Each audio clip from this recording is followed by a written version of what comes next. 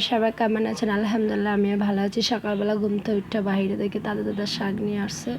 তো এই শাকগুলো নিয়ে আসলাম। আজকে শাক রান্না করব, কারণ এই কয়েকদিন ধরে ঈদ হয়েছে। ঈদের জন্য মানুষ গরু মাংস খেয়ে হাঁপায়ে উঠছে, তাই ভালো লাগতেছে না। তাই চিন্তা করলাম আজকে শাক রান্না করব। আজ চিচিঙ্গা ভাজি, করলা আর ডিম রান্না করব। তো যাই হোক, এভাবে আজকের দিনটা চলে যাবে হেনে।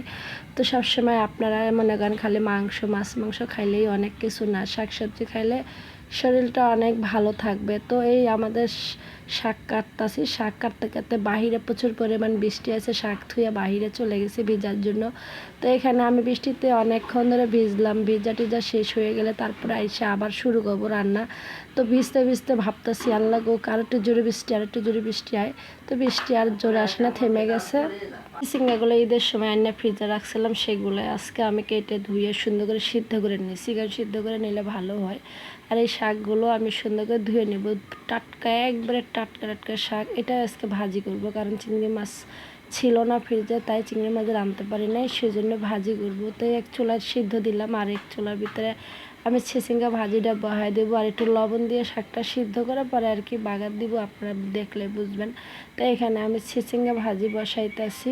চিচিঙ্গা ভাজিটা মনে করেন একটু কালারের জন্য হলুদ দিলাম, আপনারা না দিলে না দিবেন, সমস্যা নাই। তো এই চিচিঙ্গা আমার একটু ভালো লাগে কালার। ঈদের শাকটা আমার মোটামুটি সিদ্ধ হয়ে গেছে। এই ছিল আজকে আমার দুপুরে রান্না, শাক ভাজি, চিচিঙ্গা ভাজি, ডিম ভুনা, আর সাথে ছিল কিছু করলা ভাজি। তো আজকে দুপুরে এটা দিয়েই খেয়ে নিলাম। প্রতিদিন তো শাকসবজি খেতে ভালো লাগে না, মাঝে মধ্যে অনেক ভালো লাগে। তো ভিডিওটা কেমন লাগলো, ভালো লাগলো